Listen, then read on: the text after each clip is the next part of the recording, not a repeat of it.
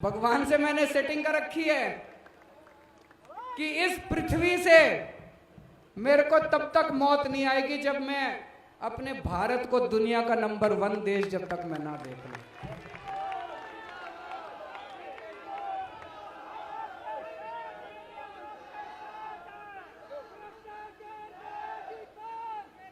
और यहां जितने किसान भाई आए हैं उन सारे किसान भाइयों को मैं कहना चाहता हूं, ठाडे रहना, चिंता ना करना। दिल्ली में थारा छोरा बैठा है सीएम।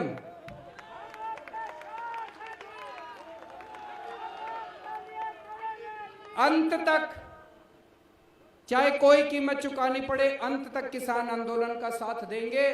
और दोस्तों, मेरा दिल कहता है समय लग जाए लेकिन किसानों की मांगों के सामने, किसान आंदोलन के सामने बीजेपी को झुकना पड़ेगा, केंद्र सरकार को झुकना पड़ेगा। इनका जरूर कहना के कोने कोने से आए हुए मेरे भाइयों, बहनों, माताओं, बुजुर्गों, बच्चों, आप सब लोगों को अपने भाई, अपने बेटे का नमस्कार, सबको मेरा प्रणाम। सबसे पहले तो मैं उन 300 से ज्यादा शहीदों को नमन करता हूं। अभी हमने उनको यहां पे श्रद्धांजलि दी, लेकिन पूरे देश की तरफ से उन 300 लोगों की शहादत को नमन करता हूं जिन्होंने किसानों के लिए संघर्ष करते करते खुशी खुशी अपनी जान गंवा दी। अब हमारी जिम्मेदारी है, पूरे देश की जिम्मेदारी है, आपकी जिम्मेदारी है, मेरी जिम्मेदारी है। उनकी शहादत बेकार नहीं होनी चाहिए। अब अंत तक लड़ना है, लड़ोगे? अंत तक लड़ना है, उनकी शहादत बेकार नहीं होनी चाहिए। अभी पता चला कल रोहतक में इन्होंने किसानों पे लाठीचार्ज कर दिया। यह बड़ी गलत बात है। जिस देश के अंदर किसानों का सम्मान नहीं है वो देश कभी प्रगति नहीं कर सकता। किसानों का साथ देना चाहिए सरकारों को कि किसानों के ऊपर लाठीचार्ज करना चाहिए। हम कड़ी निंदा करते हैं इसकी। और आज पूरे हरियाणा में बता रहे हैं किसानों ने चक्का जाम कर रखा है। हम किसानों के इस संघर्ष का समर्थन करते हैं। मैं अभी जब आया मेरे को भी काफी टाइम लग गया, कई जगह से मेरे को घूम के आना पड़ा, लेकिन मेरे को कोई तकलीफ नहीं है। अभी मेरे को पता चला है कई सारी बसें, कई सारे लोग जो आज यहां सभा में आना चाहते थे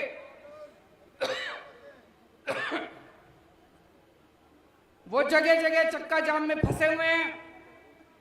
मैं उनसे माफी मांगना चाहता हूं कि हमें अब ये सभा शुरू करनी पड़ी, नहीं तो कई लोग जो 11 बजे के आके बैठे हैं उनको भी वापस जाना था।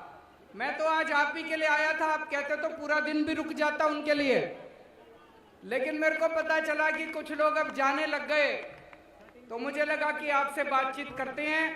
उन लोगों से मैं माफी चाहता हूं जो लोग जाम में फंसे हुए हैं और अभी पहुंचने में असमर्थ हैं। दोस्तों, जब केंद्र सरकार ने तीनों काले कानून पास करे, पूरे देश के किसान दुखी हो गए, पूरे देश के।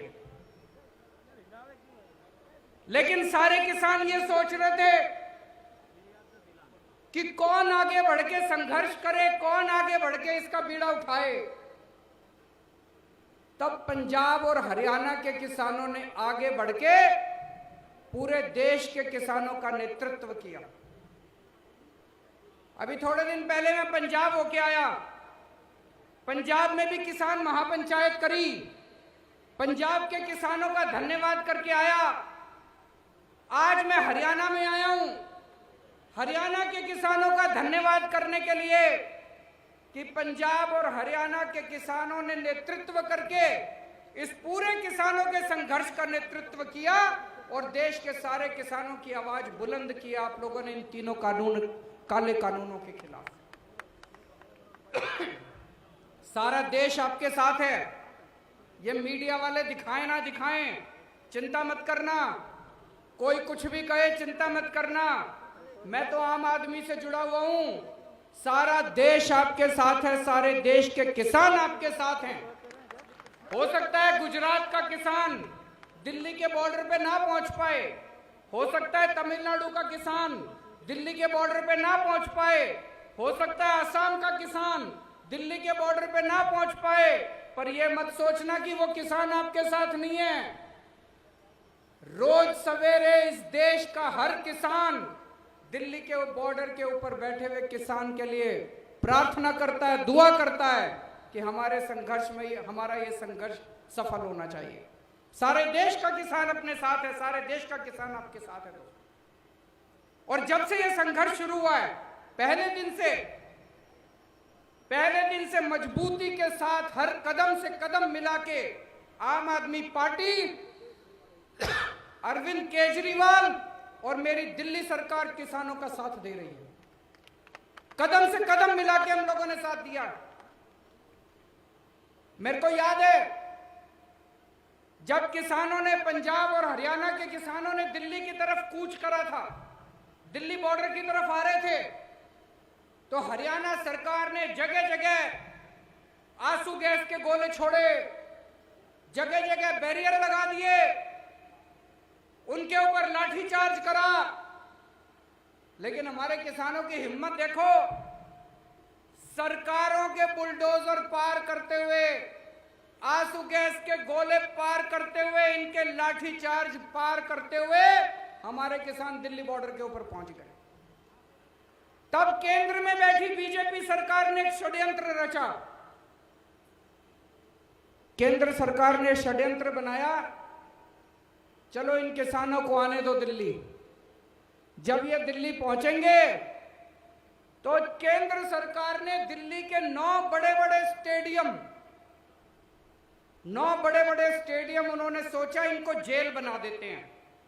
और जैसे ही ये किसान दिल्ली में पहुंचेंगे, इन सारे किसानों को उठा के स्टेडियम में बंद कर देंगे, फिर बैठे रहना वहीं स्टेडियम में बैठ के करते रहना अपना संघर्ष। ये केंद्र सरकार ने षड्यंत्र रचा। पर भाई साहब अपनी किस्मत अच्छी थी, कानून में लिखा था कि स्टेडियम को जेल बनाने की पावर दिल्ली के मुख्यमंत्री की है।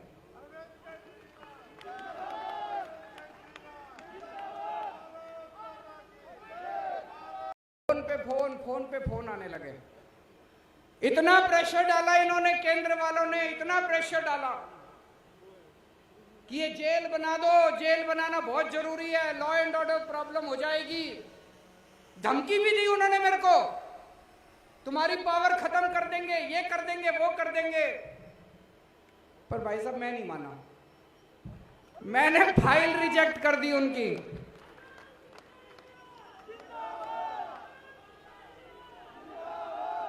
मैंने फाइल पे लिख दिया कि किसानों का आंदोलन सही है, किसानों की मांगे जायज हैं, किसानों की मांगे तुरंत मानी जाएं और दिल्ली पुलिस का यह प्रस्ताव कि दिल्ली के स्टेडियम जेल बनाए जाएं, यह प्रस्ताव खारिज किया जाता है। और मैंने फाइल उनकी वापस भेज दी। भाई साहब इतना नाराज हुए, ये इतना नाराज हुए, मेरे से इतना गुस्सा हुए, आग बबूला हो गए केंद्र सरकार बीजेपी वाले।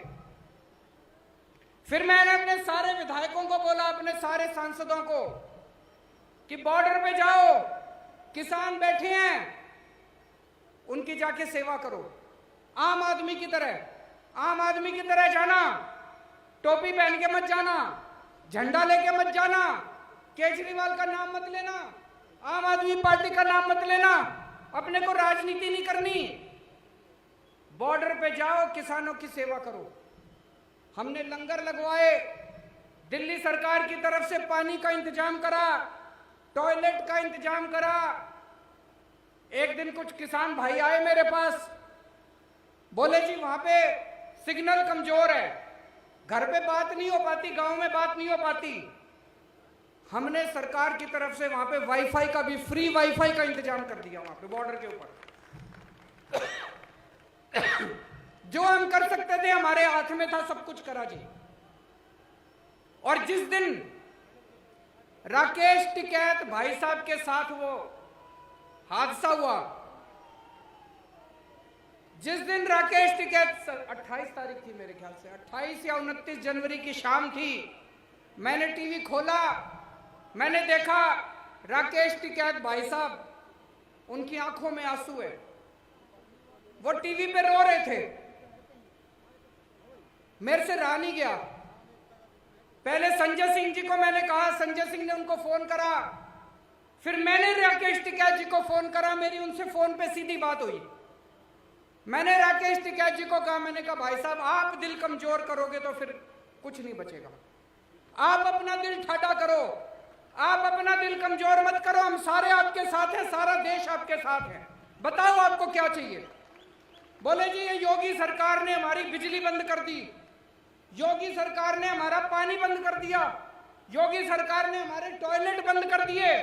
मैंने कहा चिंता मत करो, 1 घंटा दो, 1 घंटे के अंदर आपके लिए मैं भिजवाता हूं दिल्ली से।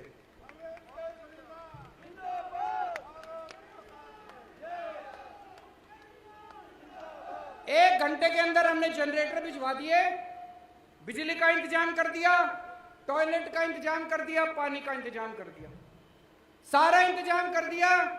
और मुझे बड़ी खुशी है कि आज भी किसान आंदोलन 4 महीने के बाद जिंदा है। अभी भी वो कुछ नहीं कर पाए, इसी वजह से वो इतने परेशान हो रहे हैं मेरे से, इसी वजह से इतने नाराज हो रहे हैं। और अब वो संसद के अंदर एक बिल लेके आए हैं, केजरीवाल को सजा देने के लिए। बहुत बड़ा खामियाजा भुगता है हमने, किसान आंदोलन का समर्थन करने के लिए वो अब हमें सजा दे रहे हैं। वो एक कानून लेके आए, कानून पास कर दिया संसद ने कि दिल्ली के अंदर चुनी हुई सरकार, चुने हुए मुख्यमंत्री की कोई पावर नहीं होगी, सारी पावर लेफ्टिनेंट गवर्नर की। भाई साहब इसलिए आजादी की लड़ाई लड़ी थी क्या? आजादी की लड़ाई लड़ी थी कि देश आजाद होएगा, जनता की ताकत होएगी, जनता वोट डालेगी, वोट डाल के अपनी सरकार चुनेगी, सरकार जनता के लिए काम करेगी। अरे ये कैसा कानून कि जिस सरकार को जनता ने 70 में से 62 सीट दी, 70 में से एक बारी 67 सीट दी, उस सरकार की कोई पावर नहीं और तुम्हारे लेफ्टिनेंट गवर्नर की सारी पावर। संसद के अंदर जब ये बिल पे चर्चा हो रही थी, सुशील गुप्ता जी वहीं बैठे थे संसद में, बीजेपी के एक सांसद ने खड़े होकर बोला केजरीवाल ने किसानों का समर्थन किया था, इसलिए केजरीवाल को सजा दे रहे हैं हम लोग। सुन लेना आप YouTube के ऊपर, सोशल मीडिया पे सुन लेना इनके बीजेपी वालों के भाषण। बीजेपी वाले संसद में खुलेआम बोल रहे थे, चैलेंज कर रहे थे कि दिल्ली के मुख्यमंत्री ने किसानों का समर्थन क्यों करा। दिल्ली के मुख्यमंत्री ने किसान आंदोलन का समर्थन करा, इसलिए केजरीवाल को यह सजा दी जा रही है। मैं उनको कहना चाहता हूं, हमारे 300 किसान भाइयों ने शहादत दे दी, अपनी जान दे दी। इस किसान आंदोलन के लिए अगर केजरीवाल की जान भी चली जाए,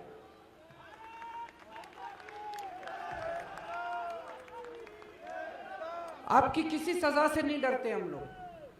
आज ये जो किसान आंदोलन है, हर भारतवासी का फर्ज है, हर देशभक्त का फर्ज है। जो कहता है मैं भारत से प्यार करता हूं, उसका फर्ज है कि किसान आंदोलन का साथ दे। जो आदमी किसान आंदोलन के साथ है वो देशभक्त है, और जो आदमी किसान आंदोलन के खिलाफ है वो गद्दार है, वो देश का गद्दार है।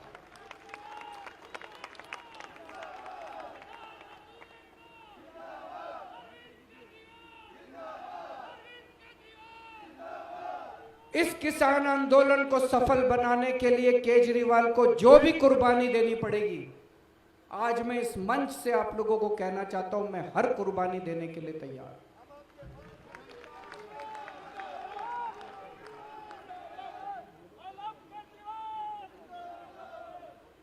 अभी परसों में सुशील गुप्ता जी से मेरी फोन पे बात हो रही थी। इन्होंने बताया जी गांव गांव में जा रहे हैं, इसकी तैयारी आज इस महापंचायत की तैयारी करने के लिए। बोले जी गांव गांव के अंदर किसी पार्टी के नेता को नहीं घुसने दे रहे, और जब आम आदमी पार्टी वाले जाते हैं तो लोग बुला बुला के अपने घर में उनको दूध पिलाते हैं।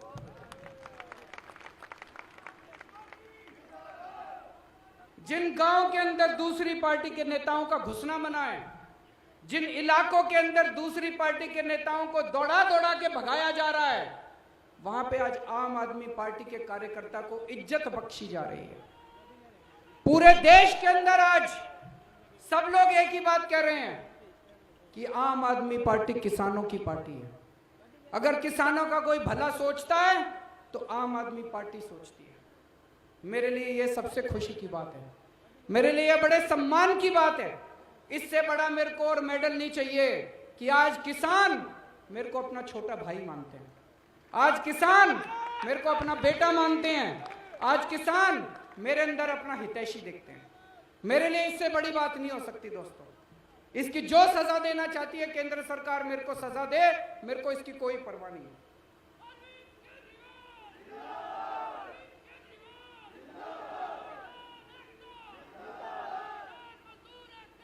हम लोग राजनीति में आए थे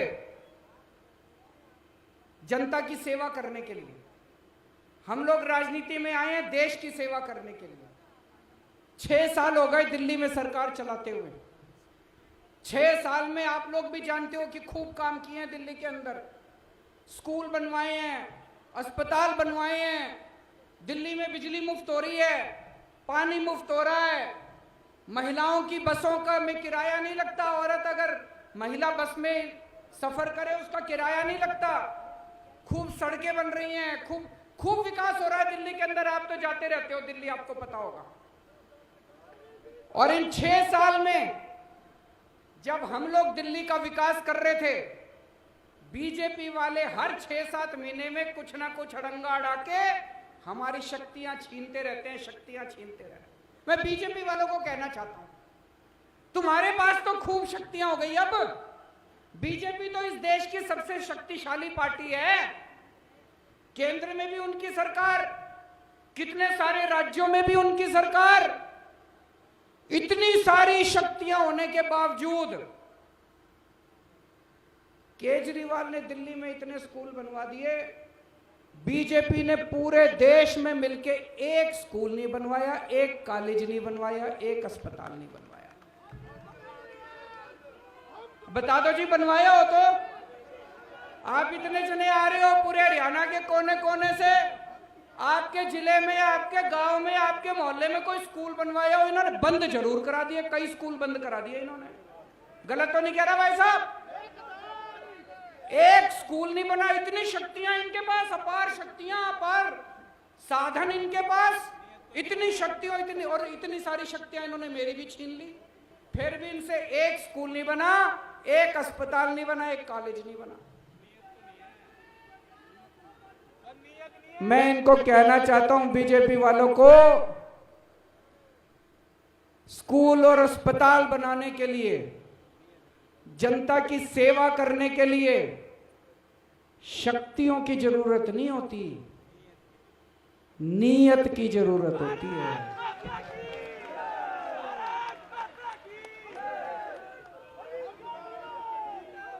तुम्हारे पास शक्तियां तो बहुत है, तुम्हारी नीयत खराब है। केजरीवाल के पास शक्तियां नहीं है, हमारी नीयत साफ है। तुम हमारी जितनी मर्जी शक्तियां छीन लो, ये दिल्ली के अंदर स्कूल बने थे और बनते रहेंगे, दिल्ली के अंदर अस्पताल बने थे और बनते रहेंगे।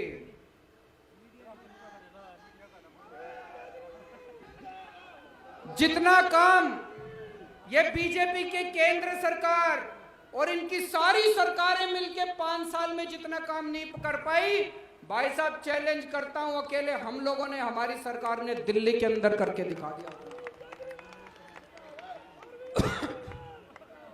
आप पूरे देश में कहीं चले जाओ, तमिलनाडु चले जाओ, केरला चले जाओ, आंध्र प्रदेश चले जाओ, साउथ इंडिया चले जाओ, किसी भी आदमी को पकड़ के पूछ लो, भाई साहब दिल्ली में केजरीवाल है, उसने कुछ काम करा? किसी से पूछ लो, बताएगा हाँ जी स्कूल तो ठीक कर दिया। कहेगा कि नहीं कहेगा? आप कहीं चले जाओ पूर्वी भारत में, नागालैंड चले जाओ, त्रिपुरा चले जाओ, बंगाल चले जाओ, बिहार चले जाओ, किसी से आदमी को पकड़ के पूछ लो, भाई साहब दिल्ली में केजरीवाल है, उसने कुछ काम करा? कहेगा हाँ जी अस्पताल तो ठीक कर दिया। आप जम्मू कश्मीर चले जाओ, पूछो भाई साहब केजरीवाल ने कुछ काम करेगा? कहेगा हाँ जी बिजली फ्री कर दी उसने। आप गुजरात चले जाओ, पूछो केजरीवाल ने कुछ काम करा? बोला हाँ जी पानी ठीक कर दिया, स्कूल ठीक कर दिया, अस्पताल ठीक कर दिया। और आप पूरे देश में कहीं चले जाओ और पूछो बीजेपी ने कुछ करा 5 साल में? कहेंगे जी उन्होंने किसान बर्बाद कर दिए, व्यापारी बर्बाद कर दिए, यूथ बर्बाद कर दिया, युवा बर्बाद कर दिए, सबको बर्बाद करने के सिवा। भाई साहब इतने सारे आदमी बैठे हैं, अगर बीजेपी ने एक काम कराओ 5 साल में, इतनी शक्तियां, इतने, एक काम कराओ, मेरे को बता देना जी, कोई एक काम कराओ 5 साल में, कोई एक काम इन्होंने कराओ ढंग का। तो भाई साहब इनके पास शक्तियां तो बहुत है, नीयत खराब है। इन 75 साल में इस देश पे 2 ही पार्टियों ने राज करा, बीजेपी और कांग्रेस, 2 ही पार्टियों ने राज करा 75 साल में। आज देश की जनता पूछेगी कि अगर 5 साल के अंदर दिल्ली में स्कूल ठीक हो सकते हैं, तो 75 साल में बीजेपी और कांग्रेस वालों बताओ 75 साल में तुमने क्यों नहीं किए? आज देश की जनता पूछेगी कि अगर 5 साल के अंदर दिल्ली में बिजली 24 घंटे हो सकती है, फ्री मिल सकती है बिजली। भाई साहब दिल्ली में हर आदमी की बिजली फ्री कर दी, 24 घंटे कर दी। दिल्ली में अगर बिजली फ्री हो सकती है, 24 घंटे हो सकती है, तो बीजेपी वालों, कांग्रेस वालों बताओ तुमने 75 साल में क्यों नहीं करी? दिल्ली की जनता पूछेगी, इनसे सवाल पूछेगी, इनको जवाब देने पड़ेंगे। और ये सारे जने मिलके, ये सारे पार्टी वाले मिलके मेरे पीछे क्यों पड़े हैं? ये सारे जने मिलके मेरे पीछे इसलिए पड़े हैं, ये कहते हैं केजरीवाल भी हमारे जैसा हो जाए। इन्होंने 75 साल में सारे नेताओं ने, सारी पार्टी वालों ने मिलके केवल अपने घर भरे हैं, अपने घर भरने के सिवा कुछ नहीं करा। अगर मैं भी आज सत्ता में आने के बाद बदल जाता, आज भी आपके सामने वही केजरीवाल खड़ा है जो 10 साल पहले केजरीवाल था। इतना सा भी नहीं बदला मैं, उतनी ईमानदारी के साथ काम कर रहे हैं जो पहले काम करते थे। ये सारी पार्टियां चाहती है केजरीवाल भी हमारे जैसा हो जाए। ये चाहती है मैं भी अपना घर भी भरूं, थोड़ा मैं कमाऊं, थोड़ा इनको कमा के दूं, तो ये मेरी शक्तियां नहीं छीनते, तो ये मेरे खिलाफ नहीं होते। आज ये सारे मेरे खिलाफ इसलिए हैं क्योंकि मैं इनके जैसा नहीं बना। आज भी मैं देश की सेवा कर रहा हूं, जनता की सेवा कर रहा हूं।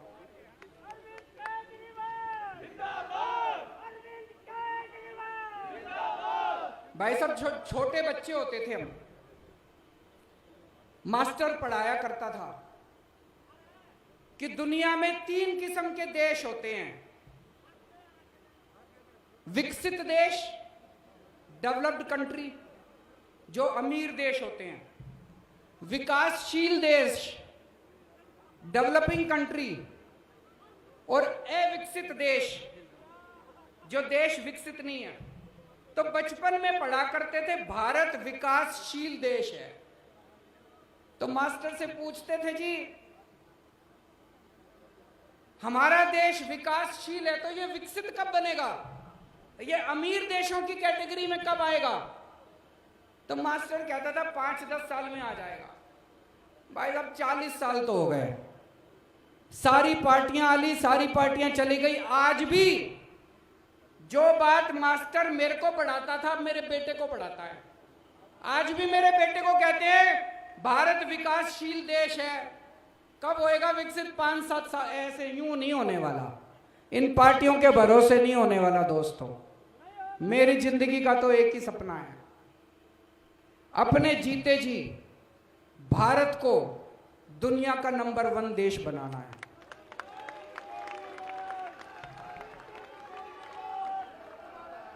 दिल्ली बदल के दिखा दी 5 साल में।